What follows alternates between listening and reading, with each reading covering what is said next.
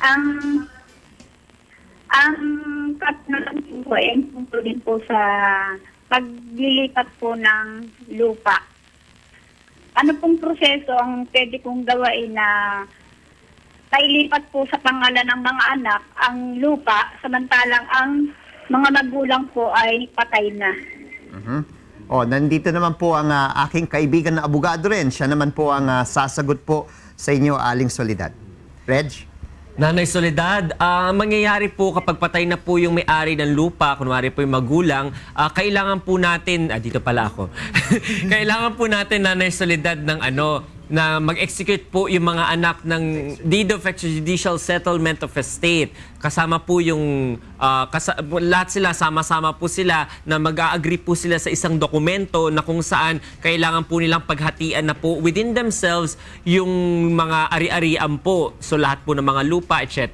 Pagkatapos po nun, ipapapublish nyo po yung Deed of Extrajudicial Settlement of Estate ng 3 linggo po na sunod-sunod sa isang pahayagan, at pagkatapos po nun, kukuhanin niyo po yung affidavit at certification ng publication at dadalhin niyo po ngayon lahat yun sa BIR. At ngayon po, dun sa BIR po, magbabayad po ng estate tax na tinatawag.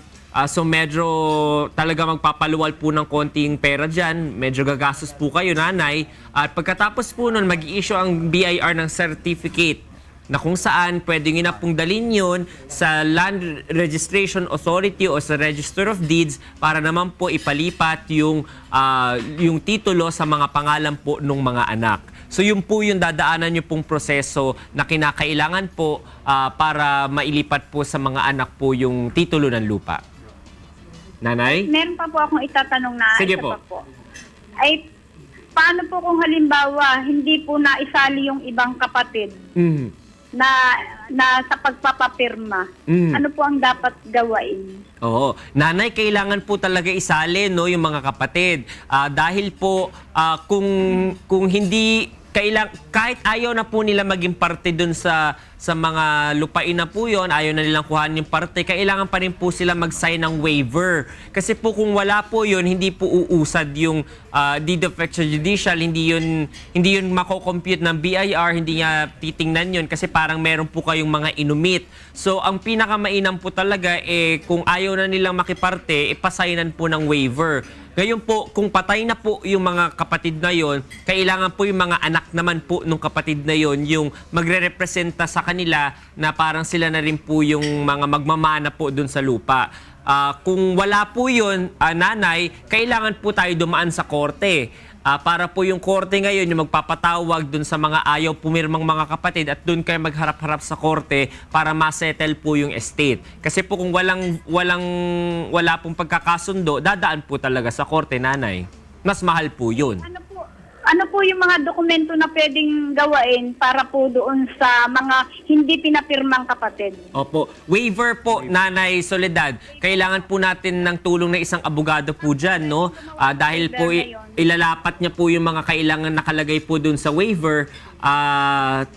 So kung makakadaan po kayo dito sa law center ni Kuya, mas mainam po para magawan po ng ating mga magigiting na abogado kayo ng Deed of Extrajudicial Settlement of Estate at saka ng waiver po. Dalhin niyo po yung mga titulo ng lupa, kahit Xerox copy lang po, at saka yung mga real estate, yung tax declaration pala, no?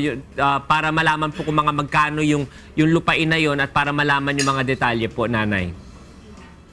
Yung pong halimbawa po mother plan, ngayon, yung pong halimbawa ang tax po ng babayaran sa lupa as of 2014 ay 76,000. Ngayon po, marami na po namang nakabili yung iba. Paano po yun maisesegregate? Oo.